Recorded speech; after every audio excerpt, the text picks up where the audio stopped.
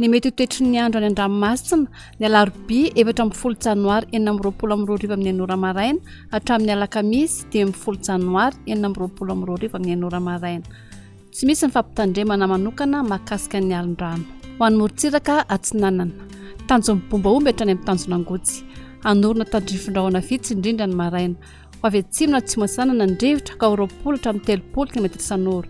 Anonjabe ny ranomasina avy ny onja anodidina indray faingo 5 metatra.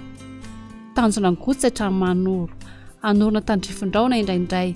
Ho avy atsimo na atsimo-asanana ny rivotra ka 10 hatramin'ny 20 km isan'ora. Hahatratra 30 km isan'ora indraindray. Anonjabe ny ranomasina avy ny onja iray faingo 5 metatra. Manoratra ny tôlanaro. Anorina tandrifin-drahona. Ho avy atsinanana na atsimo-asanana ny rivotra ka 10 hatramin'ny 20 km isan'ora. Hahatratra 30 km isan'ora rehefa manalavitra morontsiraka. Anonjabe na herin-dranomasina avy ny onja 2 metatra. Hahatratra 2,5 metatra any amin'ny tapany atsimo noho ny alin-drano avy atsinanana na atsimo-atsinanana. Tôlanaro hatrany amin'ny tanjona vohimena. Andrahona vitsy. Ho avy atsanana ny rivotra ka 30 hatramin'ny 70 km isan'ora. Herin-dranomasina avy ny onja 2,5 hatramin'ny 3 metatra. Misy alin-drano avy atsinanana. Ho an'ny morontsiraka andrefana. Tanjona vohimena hatrany amin'ny tanjona kapoho. Andrahona vitsy. Ho avy atsimo-atsinanana ny rivotra any atsimon'ny tampolo ka 30 hatramin'ny 70 km isan'ora. Ho avy atsimo any akafa ka 10 hatramin'ny 20 km isan'ora. Anonjabe ny ranomasina avy ny onja 2,5 hatramin'ny 2 metatra.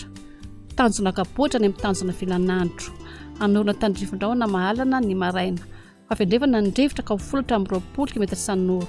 Ho avy atsanana kosa ny maraina ka 10 hatramin'ny 20 km isan'ora. Ateny mpanonja ny ranomasina avy ny onja 8,5 metatra. Tanjona filanandro hatrany amin'ny lalava. Anorina tandrifin-drahona ny maraina. Ho avy atsanana ny rivotra ny maraina ka 10 hatramin'ny 20 km isan'ora. Ho avy avaratra kosa ny atoandro sy ny alina ka 10 hatramin'ny 20 km isan'ora. Ateny mpanonja ny ranomasina avy ny onja 8,5 amin'ny 1 metatra. Analalava hatrany amin'ny tanjona bombaomby. Anorina tandrifin-drahona ny maraina.